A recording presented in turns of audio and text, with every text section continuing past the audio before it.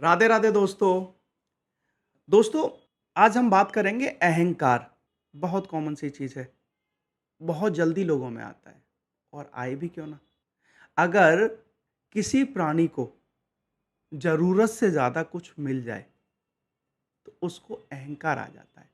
अहंकार कोई वस्तु नहीं है, अहंकार कोई ऐसा पदार्थ नहीं है। दोस्तों, अहंकार जो है वो हमारे मन की एक विकृति है। अगर मैं किसी चीज़ के लिए समर्थ हो गया और हद से ज़्यादा समर्थ हो गया, तो मेरे में अहंकार आना स्वाभाविक है। और जो इस अहंकार को रोक सकता है, जो इस अहंकार पे कंट्रोल कर सकता है, दोस्तों वही अपने जीवन में सारे जो सुख होते हैं, सारी जो समस्याएँ होती हैं, उनका समाधान पा सकता है।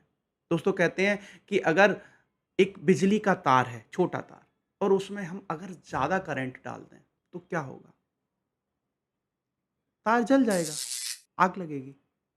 दोस्तों, हमारी जो सोच होती है, उससे ज़्यादा अगर हमें कोई चीज़ मिलती है, तो इसलिए हमें अहंकार आता है।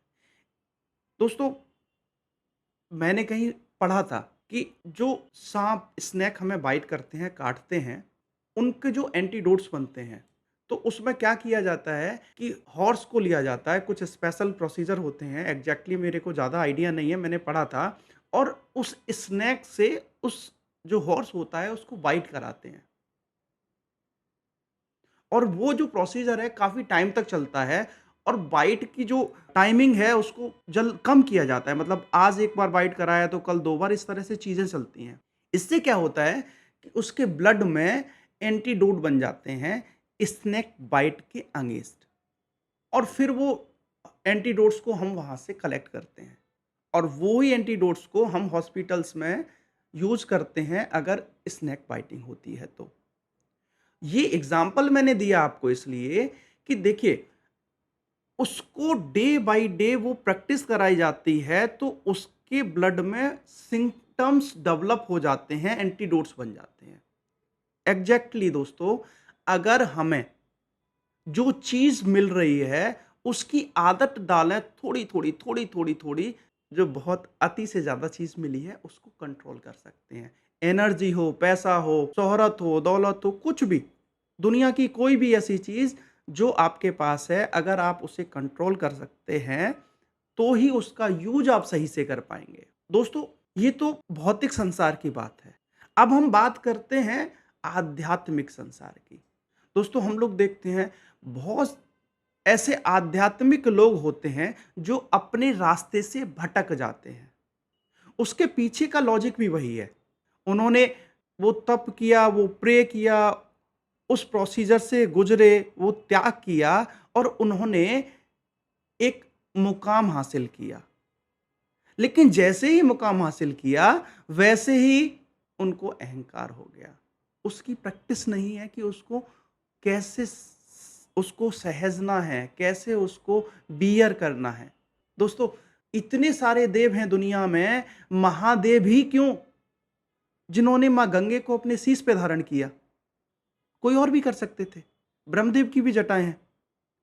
लेकिन जो सहजने, जो महसूस करने, जो कंट्रोल करने की ताकत प्रभु भोलेनाथ में है, वो किसी देव में नहीं है। ये एक उदाहरण है। इसलिए माँ गंगे को प्रभु ने अपनी जटाओं में धारण किया और सारे देवों ने उनसे प्रार्थना की कि प्रभु आप ऐसा कर सकते हैं, आप करिए। मानव कल्याण के लिए, देव कल्याण के लिए प्रभु ने किया। तो दोस्तों, होता क्या है कि हम प्रभु के करीब गए और भटक गए। रीज़न ये है कि हमें अहंकार हो गया। और हो भी क्यों ना, प्रभु की प्राप्ति जो हो गई, उनकी थोड़ी-सी कृपा जो हो गई। अरे आजकल तो मेरा अगर कोई संबंधी किसी पोस्ट पे होता है, तो वो भी धमकी दे देता है कि फलाना-फलाना मेरा ये है, उस पोस्ट पे है, मंत्री हैं, ये है, वो है। छोटी से छोटे बात में आजकल हम लोग बहुत ताव आता है और कहते हैं कि आप ये कर लोगे, मैं ये कर लूँगा, मेरा ये है, वो है। और जहाँ किसी को प्रभु की प्राप्ति हो रही है, तो उसको अहंकार तो सहज ही है, हो सकता है।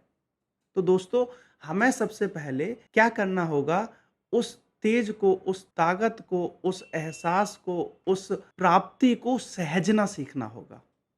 और आप अगर ऐसा कर सकते हैं, तो यकीन मानिए इस संसार में आप वो कर सकते हैं जिसकी चाह से आप उस पथ पर गए थे। भक्ति पथ पे हैं, तो आप एक मुकाम हासिल कर सकते हैं। भौतिक पथ पे हैं, तो भी एक मुकाम हासिल कर सकते हैं। और कोई चाह लेके आप जिस पथ पे गए हैं, उसको आप हासिल कर सकते हैं, बशर्ते आप उसको सहजना सीखिए। तो दोस्तों, मिलते हैं नई जानकारी के साथ एक नई वीडियो में। तब तक राधे राधे।